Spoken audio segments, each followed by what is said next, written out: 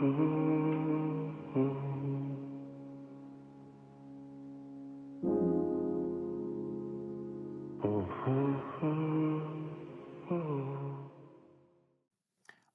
of us spend our entire lives worrying about the storm.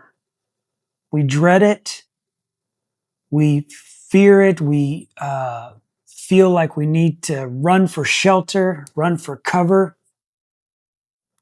We look at all the things going on in our lives, and there's this constant pressure. Pressure to do better, pressure to achieve, pressure to not fail. All these things. You can make a little tick sheet about all the things that are set against you in this life. And it can be overwhelming.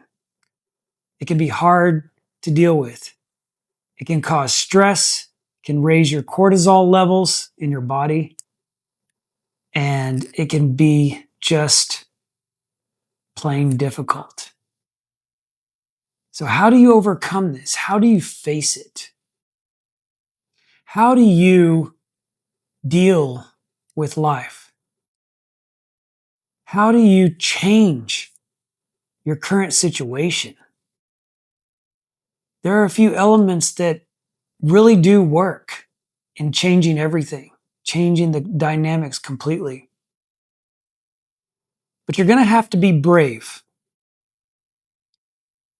in a sense. You're going to have to be willing to risk it all. But think about this. You don't have control over your life anyway.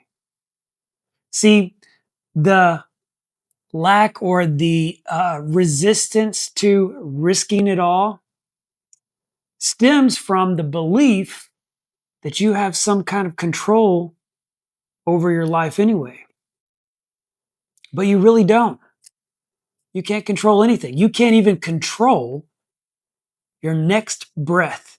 You're not sure if you're going to breathe or be breathing in 5 minutes from now. You have no idea. You have no idea if an earthquake's going to happen. That just happened in Venezuela. Those poor people. It's been a tough situation for that whole country. But just imagine that, being in that situation. You're going about your daily lives. You are going to work. You're doing all the things that you normally do, your little routine. And then the building crumbles around you. And now you are under rubble for the next 3 to 5 days or longer. See, anything, your entire life can change like that. It can completely change. And we worry about that. We think about that. And we're aware of that. We are aware that anything can happen. But we put up a resistance to letting go of control. Why is that? Why do we put up a resistance to letting go of control, a control that we don't have anyway? Think about it. Okay? Now, how do we progress in this life? How do we have peace? How do we find freedom in everyday life? Well, there are a few things that I would like to recommend. Just a thought experiment. For me, I have to say the foundation is one of faith. If you don't believe in God, that's okay, but have faith in something. Have faith in yourself.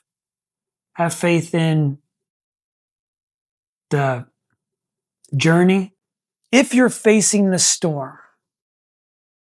you have no control in this level of reality. You have no control over the storm. So what do? How do you respond to the storm? The storm could be your finances. The storm could be a relationship. Maybe it's a manipulative relationship and you're struggling with that. How do you overcome that? Do you just give in?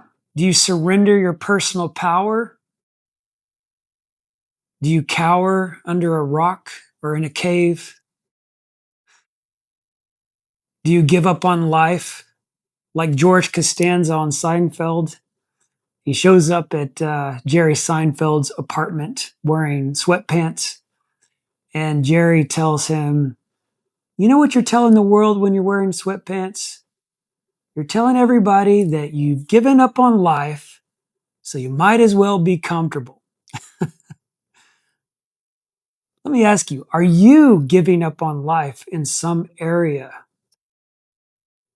Are you giving up on yourself? Have you given up on your dreams? Have you resigned to living an impoverished mental existence? One that you have created a labyrinth within your brain, and now you are cornered at the back of the maze and you have no way out. There is a way out. There's absolutely a way out.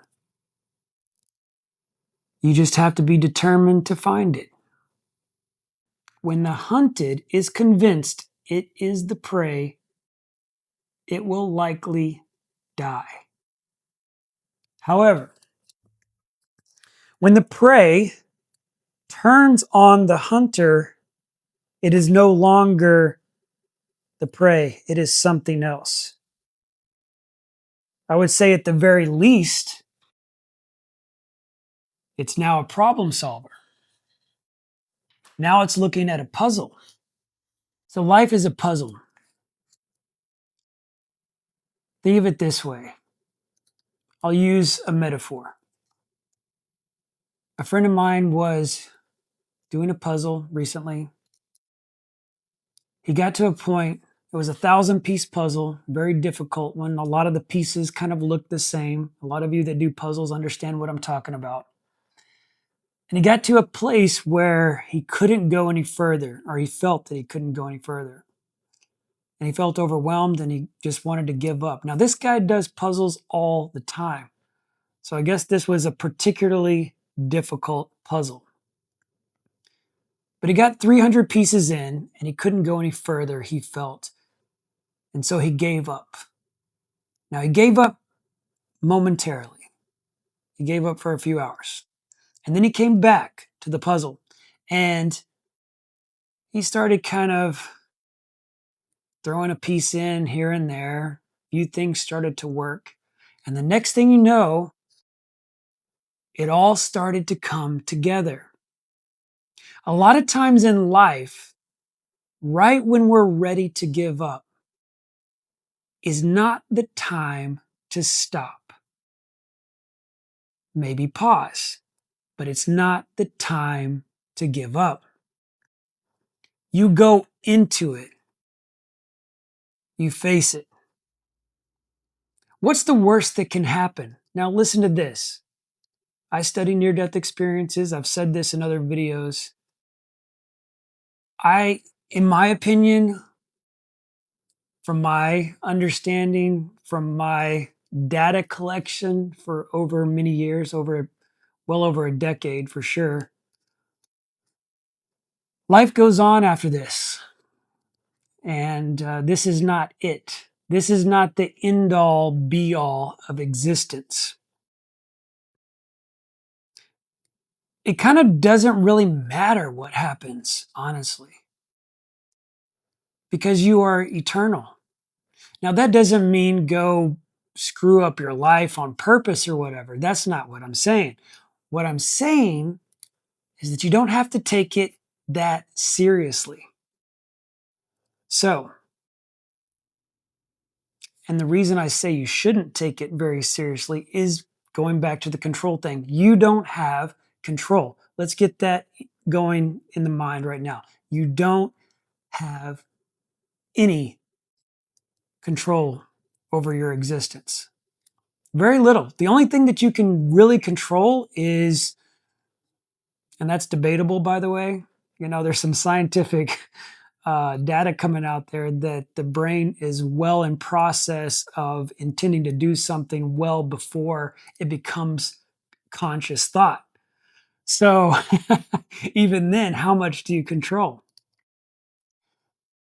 But let's go with the idea that you control very little, because that's pretty accurate. That's 100% accurate, actually. You can't control your breathing. You can't control when your heart decides to stop.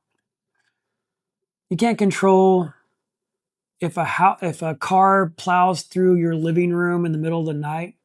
I don't know. There's just random stuff that happens sometimes. Or it seems random, seems chaotic. It's not random on a higher level, but on this level, it seems that way, right? But let me tell you something.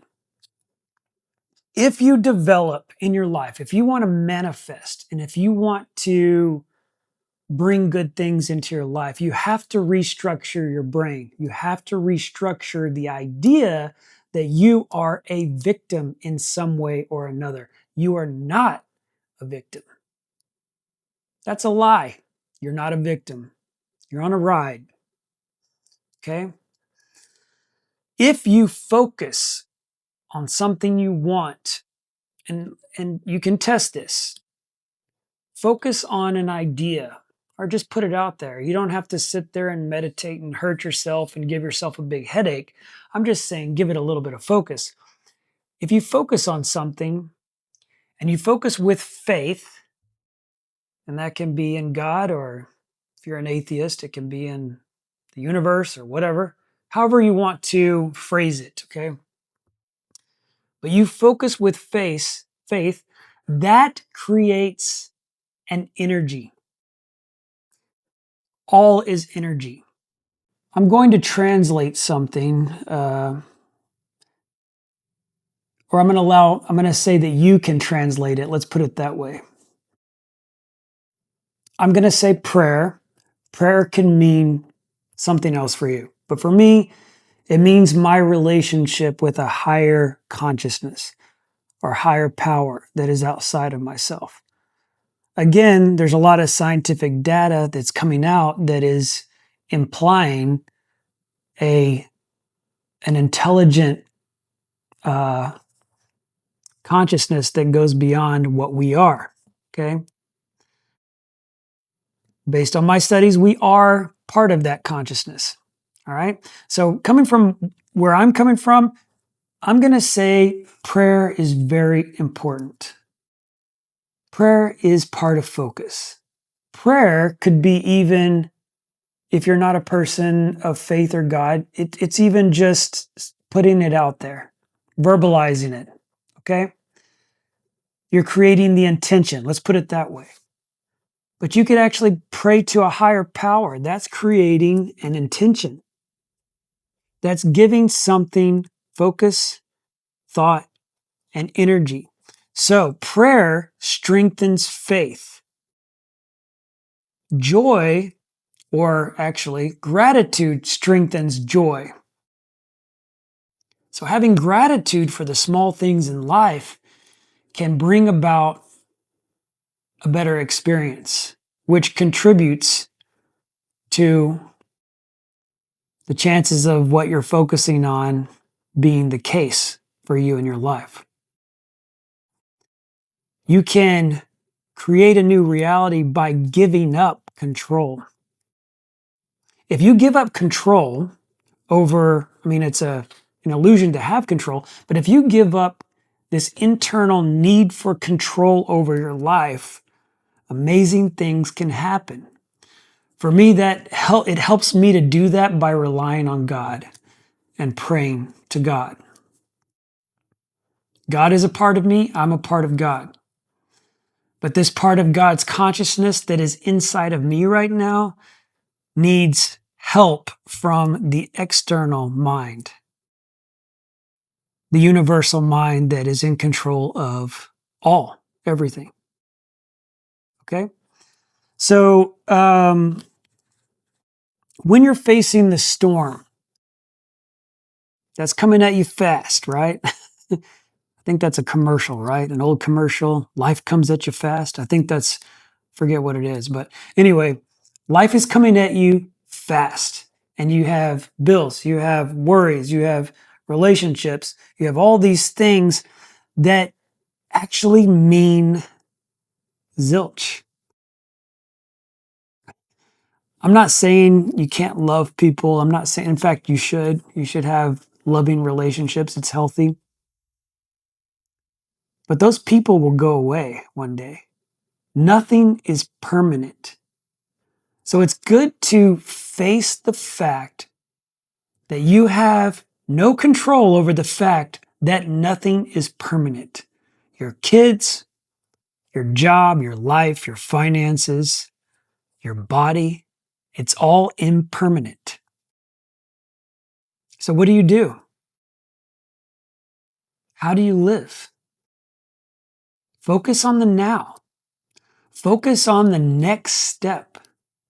Focus on the next rung of the ladder. Keep climbing up. You know, when a caterpillar is becoming a butterfly, it kind of gets into this uncontrolled state. It doesn't have wings. It doesn't even have legs. It goes into this cocoon and it sort of melts into this goo and then reforms as a butterfly. Sometimes in life, we're in that place. We're in the reforming stage of life. Give yourself permission to become something. Give yourself permission to let go of the old paradigm that is no longer serving you and no longer helping you move forward. And give yourself permission to create something new because you are a creator. All the depression, all the agony, all the sadness, all the hate that you've been harboring towards people, all of the things that are negative in your life, the fear, focus on this one thing. Do me a favor, do some homework. Focus on letting it go. Let it all go. Let all that stuff go. Because that is anchoring you to the past. And don't you want to be anchored in the now? You don't even want to be anchored in the future because you have no idea, unless you happen to just know the future. But even so, like, be anchored in the now. Even if you knew that there was a giant tidal wave coming your direction, a giant tsunami or earthquake or whatever was going to happen in your life, even if you knew that was coming, or some kind of diagnosis, a health diagnosis, what's happening right now? What are you feeling right now? Pay attention to what you're feeling right now. And if you see within yourself this negativity going on, seek to get rid of it. Seek to change the dialogue in your head. Because if it's negative, it's depressing. The dialogue in your head, by the way, is not you. It's just a stream of consciousness. It's, might as well be playing like a recording of, I don't know, Barbra Streisand singing or something. It's random. It's a random stream going through your mind. But it's not you. You are the stillness and the peace that is eternal. There is nothing that can destroy you, nothing that can hurt you, nothing that can harm you. That is the truth on the other side. If you take a hold of that truth. Because you can create anything, by the way, on the other side. So if you've had a hellish experience on the other side, yes, you can create anything on the other side. If you want a hellish experience or you feel that's what you deserve, you might experience it for a little while, but you can stop, there and move on to a different frame of consciousness. You can do the same thing in your life. You're having a hellish experience of life. You can stop, hit the pause button, and you can move on to a different frame of consciousness. So I want to encourage you today, focus on what you want. Focus on the now.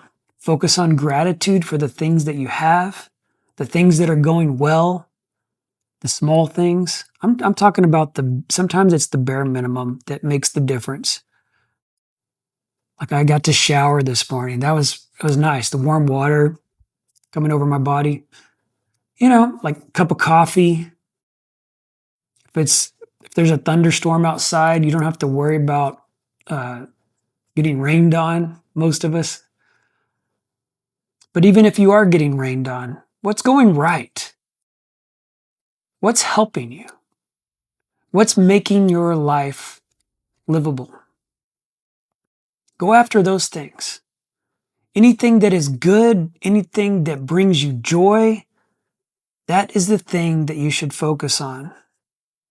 That is the thing that should give you that fuel to keep going. Let me ask you this. If your life is miserable, why is it miserable? Can you change it? Now you may say your immediate response is, your reactive response is, no, I can't change it. Yes, you can. Yes, you freaking can. Yes, you can. If you're feeling like the prey, then you are the prey. If you're feeling like the victim, then you are the victim. But as soon as you stand up, and you might die, facing the lion, facing the storm, you might die.